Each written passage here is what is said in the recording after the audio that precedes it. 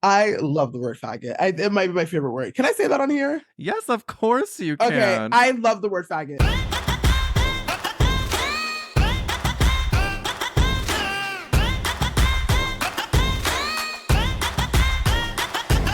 Welcome back to That's a Gay Ass Podcast, the podcast that asks, whose fault is it that you're gay? It is me, Eric Williams, and this week it is RuPaul Drag Race Season 15 Queen Luxx Noir London on the pod. She not only spills the tea on Season 16's cast, but we get a lot more backstory and herstory. I want to thank you for doing our review competition of posting in your 5-star review who you would save as the character actress. And I'm going to read my favorite one. JPCMT says, first of all, love this show. Everyone seems to genuinely be having a great time. Thank you, JPCMT. I assume JPCMT stands for John Patrick Chanley, musical theater. They go on to say, my save is obvious, and I can't believe no one has said it yet. She was Rizzo, the sexually empowered bad girl with a heart of gold in Greece. She was Carol Ann, the survivor who befriended a gaggle of gays and saved the day in Tu Wong Fu. She was Dr. Bartlett, the take-no-nonsense first lady in the West Wing. She was Anne Francis, the witch who will get you a man, make you midnight margaritas, dance naked under the moon, and then get rid of that dude who can't take a hint. She is my queen, Stalker Channing. And goddamn, Stalker Channing is a stunning Anne Swa. Of course, the witchy reference is Practical Magic, one of the movies that confirmed my homosexuality. And oh, to have a sip of those margs with Sandy B and that slut Nicole Kidman. I say slut because in that movie, she is just a walking, gaping hole. We have hit over 50 subscribers on the Patreon, and I think you should join them, because when we hit 75, I'm going to post a delicious thirst trap or two. That's right, I'm not above gay baiting for that Slatreon. I'll be a hoe for dough. I'll show the pelt for the gelt. I'll show you peen for the green. Okay, I'm not going to show you my cock, but you get it. Join the Patreon at patreon.com/gayasspodcast and help us get to that goal of 75. But let's get into this episode with Luxx Noir London. She gets into her favorite curse word, her most recent Twitter beef, and we bring back the sloppy seconds game, Slant My Name. Let's get sickening.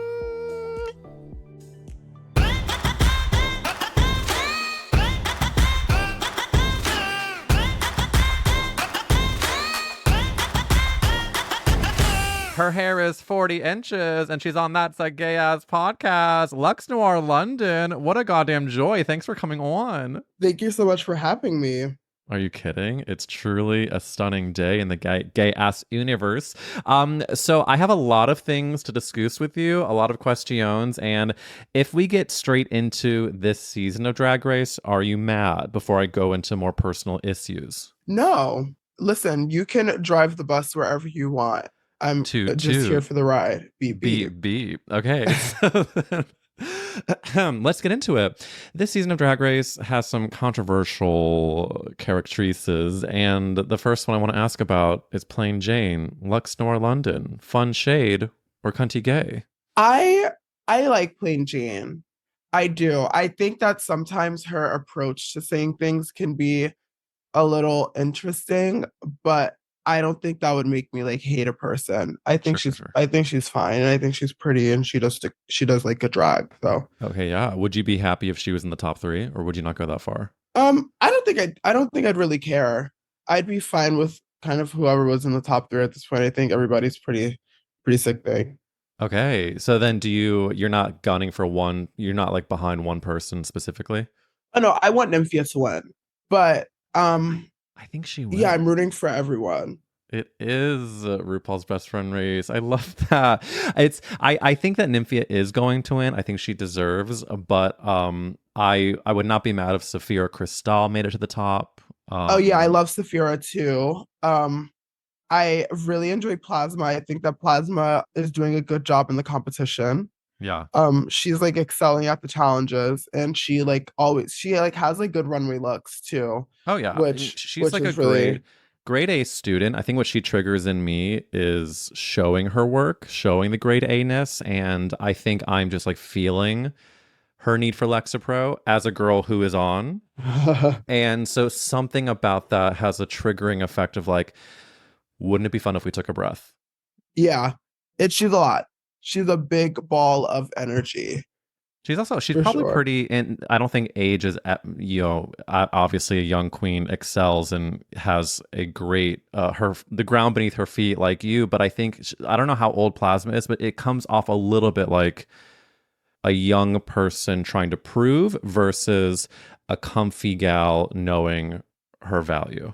Yes. Not to get to Brene Brown about plasma on Drag Race, but I thank you for diving in for just a quick taste of this current season. So since we have Luxx Noir London on this podcast, I need to butter you up and say that thrilled to see how far you went and how amazing you did in last season of Drag Race. Thrilled to see all the work you're doing now. She is a touring gal. And tell me, you're currently in Chicago? Yes, I'm currently in Chicago. I am on the Love Ball tour. It's me, Shea Coulee, Taste, Monet Exchange, and Lala Ree. And we're doing 3 cities across America at the moment. And Incredible. it's gonna be really fun. I'm excited. Yeah, how is like post Drag Race life? Has it measured up to what you wanted it to be? What's the taste of after the season airs? How it feels? I feel like I just adjusted to everything very easily. I Hmm. was pretty popular on the internet before I was on Drag Race. So I'm kind of used to like having like attention and seeing people's opinions of you Hmm. and things like that. So I think I adjusted to it pretty well. I'm also kind of like a workhorse. I've always been like that. I'm used to like since like high school, like long hours during the day and like getting no Mm. sleep. So it's like I think that I adjusted to everything really, really well. No, that's great. I think it takes a very strong person to be able to withstand the internet responses of it all, and then to be able to still know that you are creating your art and then continuing to put it out into the world, and you still are. And the people that, I mean, are on this tour with you, they're like incredible queens. So cream rises to the top. Oh, boots. So since you were on That's a Gay Ass Podcast, I'm contractually obligated to ask you the famous podcast question. Luxx Noir London, whose fault is it that you're queer? Who do we blame, babe? I don't know. Blame the stars. Um, I like blame like I don't know who to blame. I feel like I really was just like this like since I Hmm. came out the womb. One might Like I don't. say, born this way. Oh, boots. Lady Gaga is a big reason why I am the queer person I am, but I don't think that she's the reason I'm queer. Hmm. But she is definitely a really big proponent into the queer person you see today. One might say an even queer affirmer is Gaga, who sort of just kind of highlighted what was already on the paper.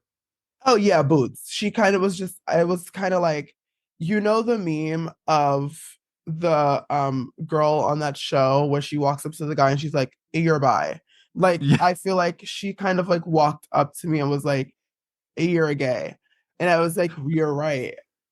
By the way, that clip that you're referring to is so iconic. It's the what would you do, isn't it? And What it's would you like do? And yeah. the guy is like on a date, he like tells like the person he's like on a date with, like, I'm like kind of bisexual, and the girl's like, no, that doesn't exist. And then the girl like comes out of nowhere, she's like, hey, you're bi. It is You're bi. so And by the way, the person, the girl who says you're bi, she's like every queer ally we wish for, which is like a woman who has zero judgment. She was the fag hag to all the gays in chemistry lab, boots. and she went into fag hag mode at this Denny's knockoff in Albuquerque, and we thank her for it. Oh, work. I love that. Yeah, boots. If I start saying boots because of you, it's only because I want to be you. So if you, the You wouldn't be the stars, first. I'm kidding.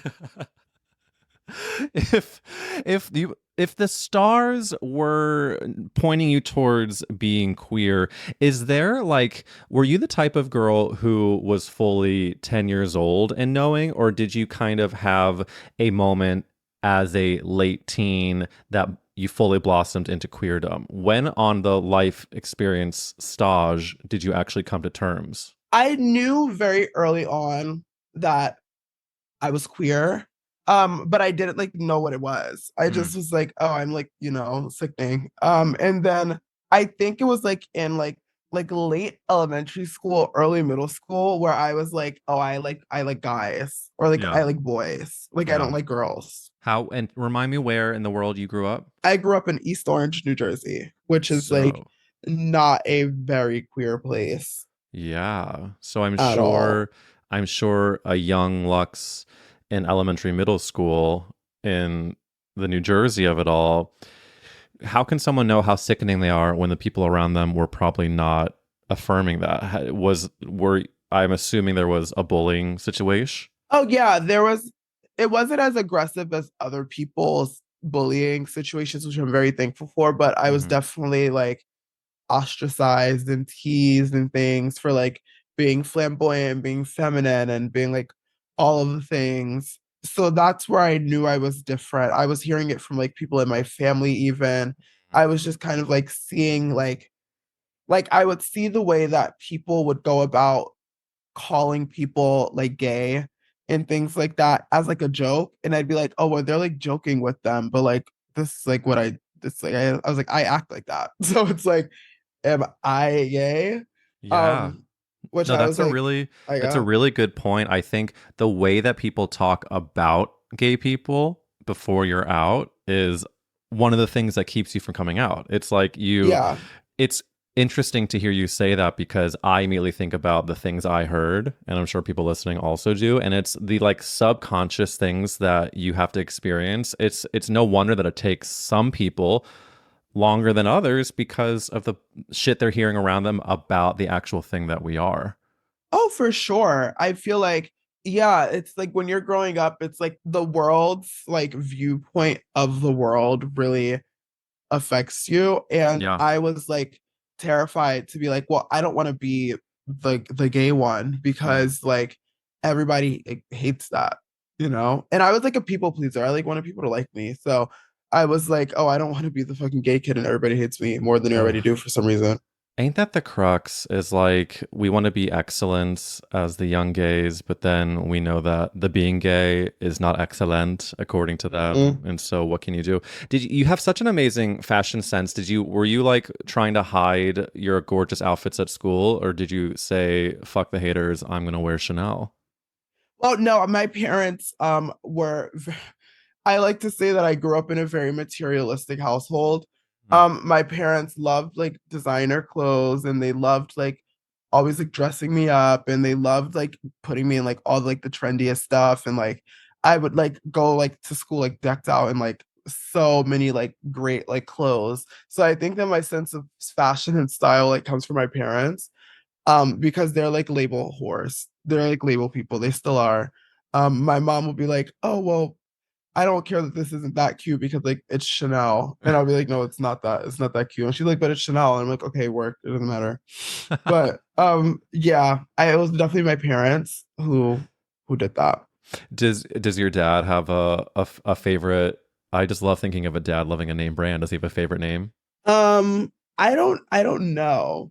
I have no idea. I wouldn't be able to tell you. Yeah, which you know what, work. We love that mom is letting us know who she's wearing, and what an icon. Yeah, she is. They're both very like, even if it's not like Chanel and Gucci and stuff, they were always like, everything needs to be name brand. Everything has to have a label. It's like, they wouldn't like, everything needs to be like Ralph Lauren or like something where like you can see like what it is. Yeah, yeah, yeah. So I think that's where my like affinity for like shopping and like retail therapy comes from because some of my fondest memories were like going shopping with my parents. Well, I'm sure your parents lived when they watched you on Drag Race and just coming out with look after look after look. What was it like having? I always let me ask again. I'm always curious when queens go on the show, and of course, every queen has an interesting story about their parents' relationship to their drag. Your parents are a fan of your drag, right? Yes, they are, but they rarely had ever seen it before Drag Race. They like, I don't think they'd seen me in drag probably more than 5 times, but they've never seen me like they've never been to a show of mine until this past December when I was on the Christmas tour. My mom was at the finale, so great first introduction. Seeing her child streams like get crushed in front of their very eyes. That was like a great first introduction to seeing me perform. But yeah, they came to the Christmas tour because I don't want them in a nightclub. I don't want them Yeah. in a gay bar. They're not like old. They're like very like young, hip. Like they're always like, "Oh, like take us out with you. Like we love the club." And I'm like, "I'm telling you, I don't want you in a gay club." Like it's very different. And they're like, "No, but like we're accepting. Like we like everybody." And I'm like, "I am telling you, just trust me." Even my boyfriend is like, "Yeah, you don't want to be in that like environment." Which I think is smart of you. It's an interesting time in history we live in where parents are more accepting for some of us, which we're very grateful for, but there still is a healthy boundary you need to put up with our spaces, with our stories. I mean, I am not on Drag Race, but I do have a public facing gay podcast where I talk about, anything from the sex of it all to whatever the fuck it is. And I still clench my hole whenever I find out my parents have heard something that I did not necessarily want them to hear, or they Yes. it's a weird it's and I don't think we are complaining because we are grateful for having support behind us. However, it's I think it's a bit of new territory, and your parents watching you spin out a club while someone's getting head in the crowd, maybe not for mom and dad.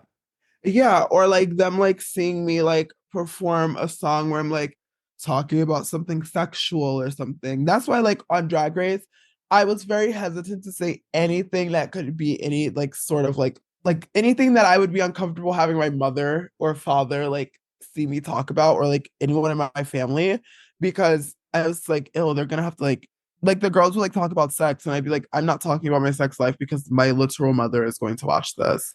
I mean, good for you. I don't know if I would have had it in me. The cameras would have gone on and I would have been like, what do you want to know? Yeah, no, I'm very like I don't want my parents to like hear me talking about like sex. It's a boundaried queen, Lux. Where did you have you always had boundaries? Do you have a great therapist? How did she learn? I don't have a therapist. I think that me being terrified of being judged like as a child like Oh gave me no. my boundaries. It comes from a deep place of fear. Okay, well, we listen.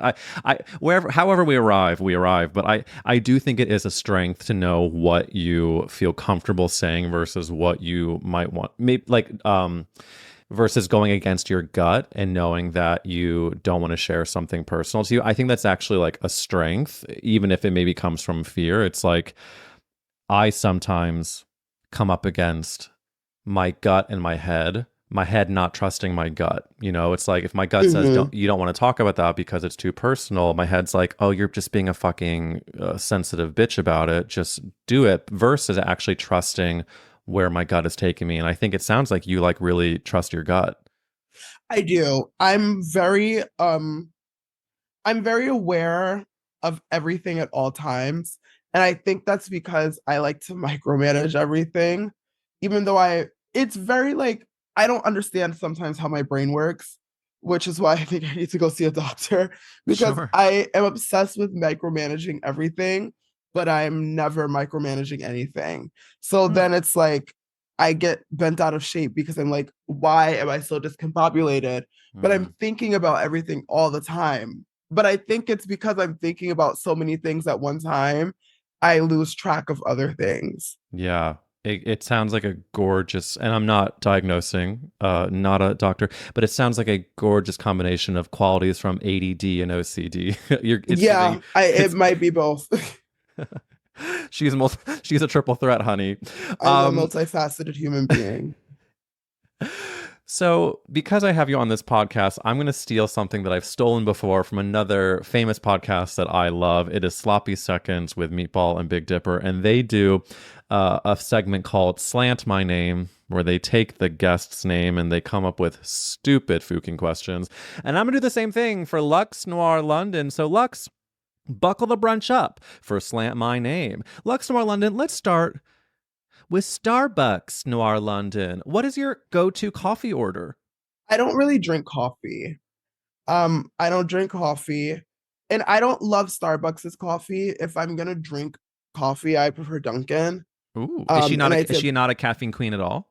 No, I love caffeine. It's just something like Starbucks. I think that like they try to make their coffee a little too like health conscious. Dunkin' Sure. Donuts isn't afraid to like put the sugar in the cream. Gas it up, Um, yeah.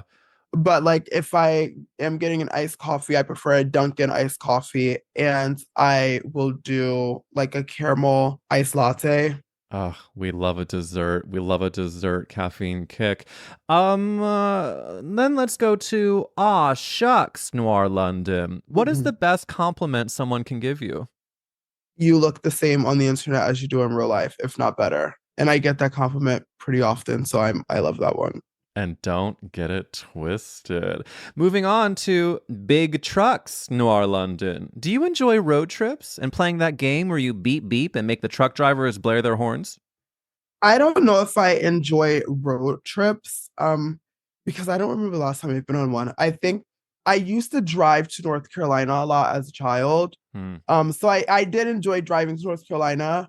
So I guess I do enjoy road trips, but I get very uncomfortable in cars very fast. And I also get really bad anxiety in cars, which is why I don't think I drive because I've been in a couple car accidents. Oh, So it's God. like and I was never they were never my fault or anything. And they've always been very minor. Well, let it be known that some of the biggest fights I have with my husband since moving to LA are centered around driving, and he feels like I am giving Too Fast, Too Furious, and I feel that Mm, he is giving the grandpa from Willy Wonka. Just come on, put some weight on pop the in the step. fucking pedal. But there is a follow up question because if I've heard you've been driving to North Carolina growing up, then I'm always interested. Instead of zodiac signs, my most personal question is, what fast food restaurant do you order from when you're on the road trip road? When I was young, there used to be this restaurant called Roy Rogers. Oh yeah, I've seen that. And they used to be in this one specific truck stop called the Maryland House. When you would drive from New Jersey to North Carolina, you have to go through Maryland. And that was kind of like a halfway point on the trip. So we would always stop at the Maryland House, and I would always be obsessed with the Maryland House because they had like it was just like the perfect truck stop to me. And like I was like, oh my God, like this is everything. But there was this one restaurant called Roy Rogers, and I would get a sausage, egg, and cheese croissant. That's one of my favorite fast food restaurants, and I haven't had it in literal years. I don't think it exists anymore. Ugh. But that's the only time I've ever been on a road trip. That would be my favorite restaurant. But now Okay. it would probably be, I don't know, like Taco Bell, maybe. Brave. I She know. is a brave soldier. I will not get into why I don't do that, but I just I can put two and two together. moving on to the next slant my name. Next slant my name is cuss Noir London. Lux, what's your favorite curse word? Is cunt considered a curse word? Yeah, babe. Okay, so then cunt is my favorite curse word, but I never say it like, oh, she's such a cunt. I'm saying like she's cunt. So like if I'm saying it like in like a curse word connotation, it's either it's either like fuck or fag, Oh but not yeah. fag, faggot. I This is bad. I love the word faggot. It might be my favorite word. Can I say that on here? Yes, of course you Okay, can. I love the word faggot. Oh my God, like I am obsessed with that word. Like, please, like bring her back. Well, Bring she's still here for her me. back. Not enough people are saying faggot. I think there's something about the f and the g It's and the oh my t. God, it's like phonetically like the perfect word to me. Well, it's also if we're being honest about it, you know, being called the faggot is way different from harnessing our queer power and saying it ourselves. There's a strength, there's a grittiness, there's a deliciousness. It's like having your favorite blizzard at DQ. You just Oh, can't get boots. enough. I love that. I love that word. Faggot. Moving on to our next slant my name, Solo Cups Noir London. What's your drink of choice at a party? My drink of choice at a party is a shot of tequila. I prefer shots rather than drinks. But if I am gonna drink a drink, I really like a tequila lemonade or really like anything with tequila that kind of tastes like juice. I don't love the taste of alcohol, which is Yep. interesting because I'm taking like shots of alcohol. But I feel like that's like a quick, like it's done in like 5 seconds and like you like do like a lime or like a chaser. So like Yeah. whatever. You're a woman on a mission. You want to get the job done. Are the queens that you're traveling with, are they big drinkers? I'm sure they are. I'm with Taste, so she is like a borderline alcoholic sometimes. Sure. And I don't know if Monet drinks, and I don't know if Lala redrinks. I don't know if Shay drinks, but I know Taste does. Okay, confirmed. You've heard it here first, folks. Well, I'll make that the last slant my name, but I know that a lot of dolls will probably have heard this answer. But can you tell the listeners, if they don't know, how you got to the name Luxx Noir London as your drag name? It is so high fashion. It is so delicious. How did you get there?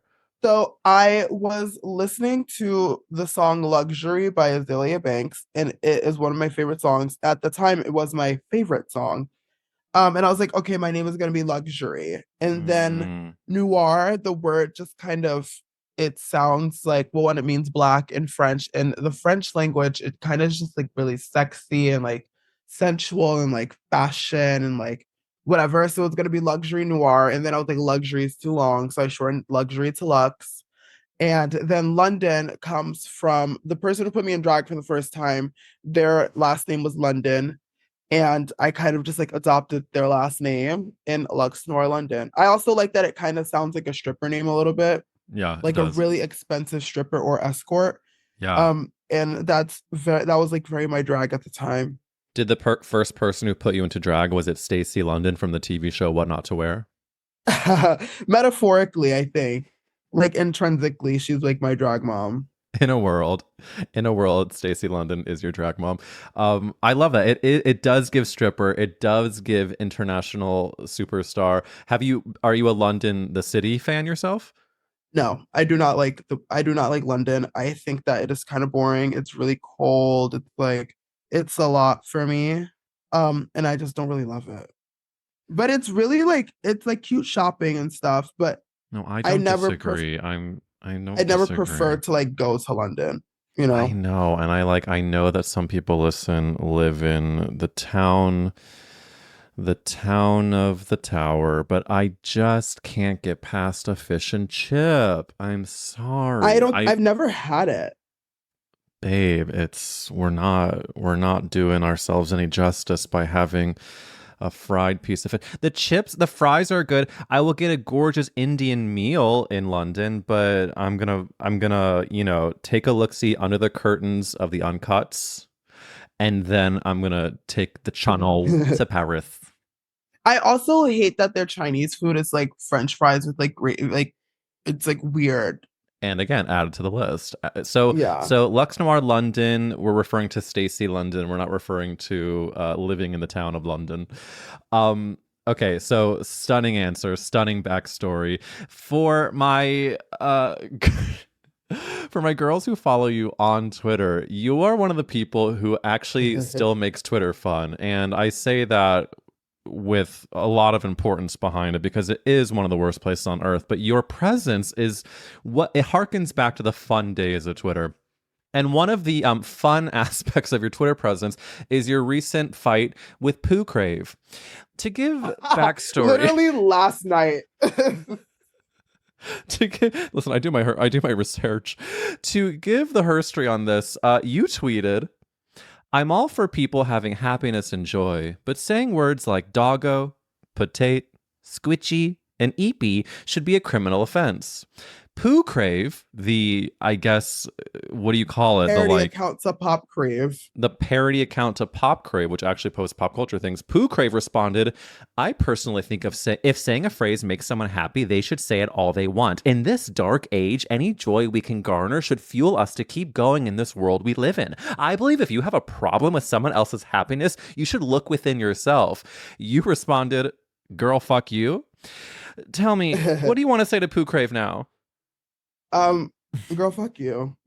That like it's obviously like not something to be taken that serious where you're giving like a dissertation on like the state of like mankind and like human happiness. It's like, girl, it's a tweet. Like you literally tweet like You're the most unserious Twitter account on on the internet, and you're like trying to come over here and like try to make me seem like I'm like doing something bad. Like, girl, please. Once Poo Crave pissed Bob the drag queen off, I officially knew it was over for her. Yeah, like Bob is someone who is so like lighthearted. Like you were like it's weird. Like it's just so weird. You also on Twitter have a running feud with Mistress Isabel Brooks from your season. Before I get into the running feud, you were both nominated for a Queer Tea for Future All Star. Lux, why should you win this Queer Tea award over Mistress Isabel Brooks? Well, because I think I've done the work to qualify myself to be all stars worthy and not just all stars contestant worthy, all stars winner worthy. I've Mm. definitely made such an impact on. I've made a really strong impact on the culture and people, and I think that even on my season, I did so well. I think that the only thing that's missing from my Drag Race legacy is the crown, because if I'm going to be honest, I was doing crown worthy work my season, not just in terms of like being a television personality, but doing well in the challenges and excelling in the competition. Beautiful answer, Lux. Beautifully said. If you were to go head to head with someone for the finale on on your All Star season, do you have a vision of who that is? Myself, Me, myself, and I. me, Beach. myself, and I. I don't know. I think that I wouldn't be terrified of like anybody walking in. It was like that. It was that way on season 15. Even when Sasha came in, everybody's always like, "Oh my God, you must have just known that like it was game over." And I was like, "No, I know what I can do." I was Mm. like, "I know I'm good at all this." I was not worried, especially now in All Stars. Like, I, girl, the way I would be too carefree. Well, I'm manifesting it for you. I cannot wait to see that season because I think we most people agree listening that All Stars has become the most fun part of the franchise to watch because it's these queens who you've grown to love and know who are firing on all cylinders and kind of move past the imposter syndrome and just showing their full pussy. Oh, boots, pussy out to the pussy facing the world Pussy for sure. facing the world. Is ever any part of your Twitter rivalry with Mistress real? No, it's all fake. Me and Mistress kind of just like to go back and forth with each other. That's kind of just our relationship. It kind of always has been. We like Mm-hmm. to tease each other. We like to tease other people. That's just what we do. Oh, I will say it's so good. It's so good. And your answers have been so good that I want to move us along to the next Gay Ass Podcast question. Luxx Noir London. If the world was ending, you could only save one character actress. Who would you save? Lady Gaga as the Countess in American Horror Story. Are you an American Horror Story apologist? Um, in not in recent years.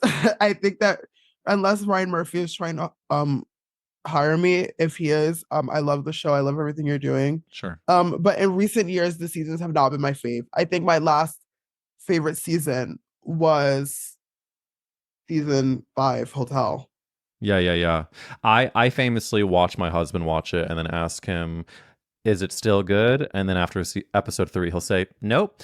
But I do think that the Lady Gaga answer as a character actress, I don't want to skirt past that. I don't want to skate past that. It's a brilliant answer because Lady Gaga, she's doing character work. I mean, I didn't even see what was the movie where she played. Oh, is it The House of Gucci?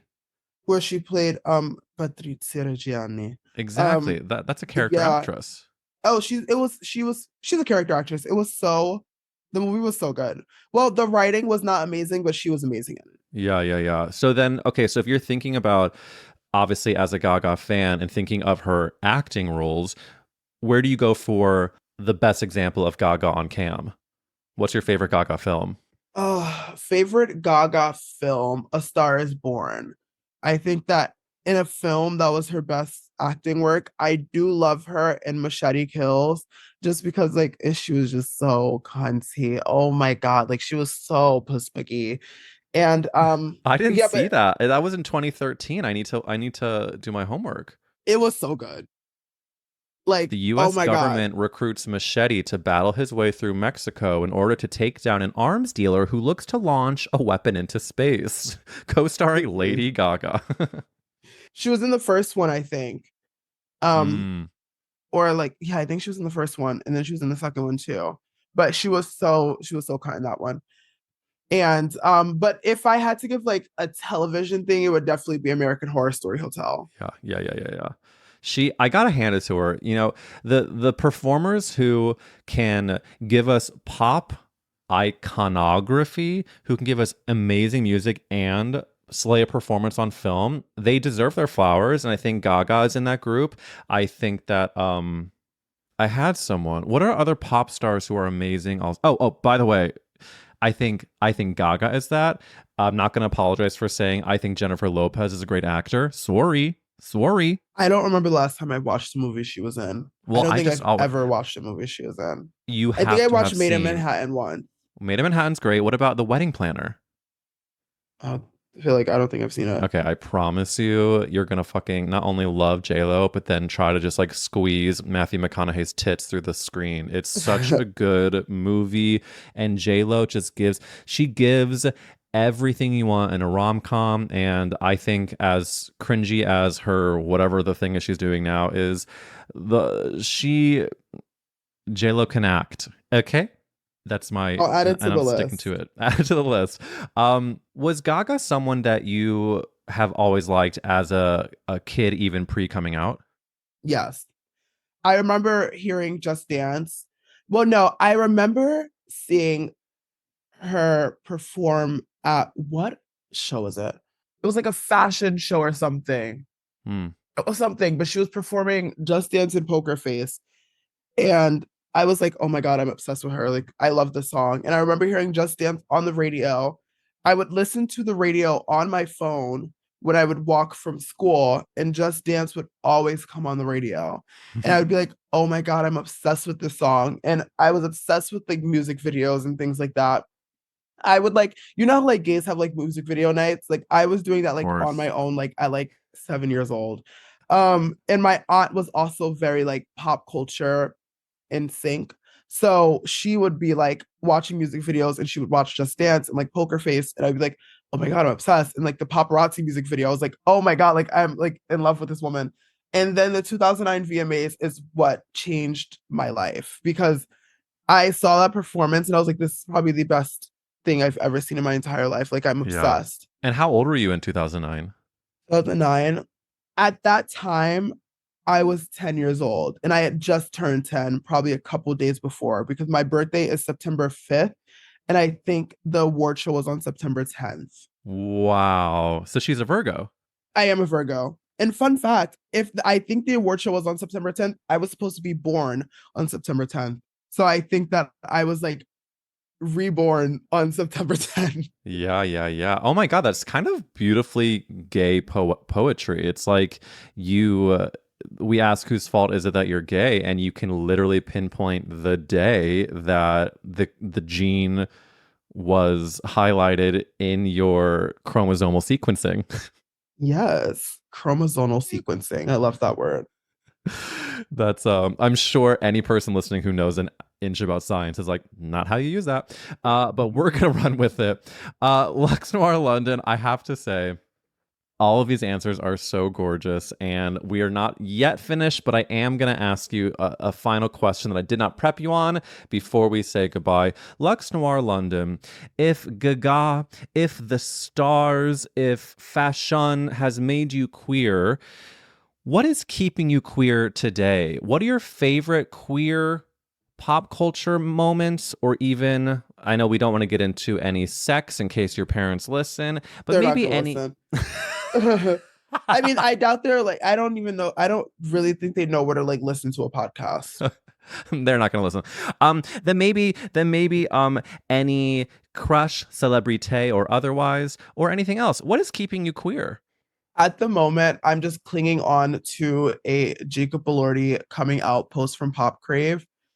Same with Shawn Mendes. Hmm. Um, Troye Sivan is keeping me queer. I love that little swing so much. Oh my God.